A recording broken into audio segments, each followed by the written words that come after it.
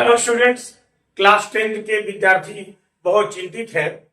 पृष्ठीय क्षेत्रफल और आयतन के क्वेश्चन को लेकर के मैं एक एक क्वेश्चन का सॉल्यूशन यहां बनाया हूं और पूरा एक्सरसाइज समाप्त होगा।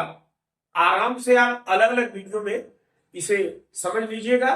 मैं आपके सामने लाइव इसको लगाऊंगा और आप आराम से उसे समझ जाएंगे। स्टूडेंट्स, पहला क्वेश्चन है, दो घन है और प्रत्येक का आयतन 64 सेंटीमीटर क्यूब है। दोनों घनों को जोड़ दिया जाता है तो जो घनाभ बनता है उसका पृष्ठीय क्षेत्रफल क्या होगा, ये बताना है। बहुत आसानी से मैं यहां पर बताने जा रहा हूं। स्टूडेंट्स देखिए, ये दो घन है, इसका भी आयतन 64 सेंटीमीटर क्यूब है, इसका भी आयतन 64 सेंटीमीटर क्यूब है। दोनों को सटा दिया जाता है इस तरह से, इसको और इसको सटा दिया जाएगा तो जो घनाभ बनेगा उसका पृष्ठीय क्षेत्रफल क्या होगा। स्टूडेंट बहुत आसान है, आप देखिए ध्यान से। इन दोनों को ऐसे सटाया जाता है तो ये रहा आपका हाइट, ये रहा हाइट, ये रहा हाइट, ये रहा हाइट। हाइट पर कोई प्रभाव नहीं पड़ा और ये रहा आपका ब्रेड्थ, चौड़ाई, तो ये रहा ब्रेड्थ, ये रहा ब्रेड्थ। चौड़ाई पर भी कोई प्रभाव नहीं पड़ा। प्रभाव किस पर पड़ेगा? लेंथ पर। ये रहा लेंथ और ये रहा लेंथ। जब दोनों को सटा देंगे तो लेंथ क्या हो जाएगा?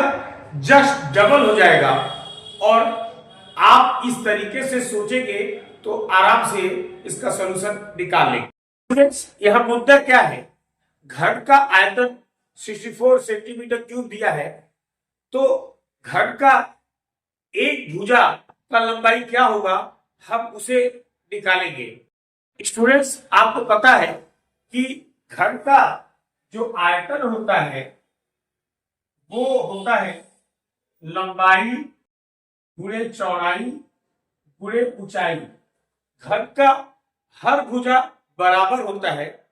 मान लिया लंबाई भी x है, चौड़ाई भी x है, ऊंचाई भी x है, तो आयतन बराबर लंबाई गुणे चौड़ाई गुणे ऊंचाई। तो आयतन v बराबर यस, एक बार, दो बार, तीन बार, यहां पर 3 घात लगेगा और आयतन 64 दिया है, उसके जगह वैल्यू 64 रखेंगे, यहां पर यस पर 3 घात रखेंगे।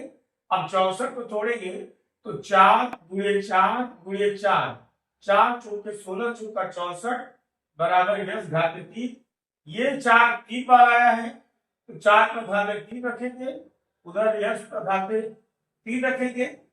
स्टूडेंट्स, आधार 4 है, आधार x है, घात 3 है, घात 3 है। एक नियम होता है कि अगर घात बराबर हो तो घातों को हटा दीजिए। तो मैंने 3 और 3 घात को हटा दिया तो इस तरह से 4 बराबर x। घन के एक भुजा का जो माप है वो 4 सेंटीमीटर आ गया। स्टूडेंट, हमने घन के एक भुजा की लंबाई 4 सेंटीमीटर निकाल दिया। अब एकदम आसान है इसको हल करना।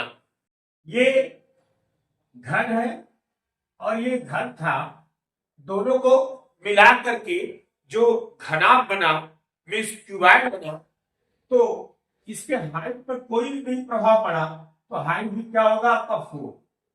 इसका जो चौड़ाई है उस पर भी कोई प्रभाव नहीं पड़ा तो इसका चौड़ाई या ब्रेड्थ होगा 4, लेकिन लंबाई डबल हो गया तो 4 और 4 लंबाई कितना हो गया? 4 और 4 बराबर 8 हो गया। अब स्टूडेंट्स, हम घनाभ का जो पृष्ठीय क्षेत्रफल होता है उसका फार्मूला हम लिखेंगे।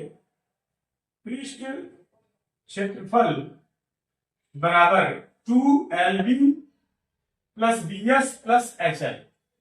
टू लेंथ ब्रेथ हाइट सब बराबर है, मगर लेंथ यहाँ पर 8 है, तो लेंथ की जगह 8 मल्टीप्लाई ब्रेथ की जगह 4 प्लस ब्रेथ की जगह 4 मल्टीप्लाई हाइट की जगह 4 प्लस हाइट की जगह 4 मल्टीप्लाई एल की जगह 8 हम डाल देंगे 2 8 चौका 32 4 छक्के 16 8 चौका 32 2 32 32 64 6 70 और 10 80।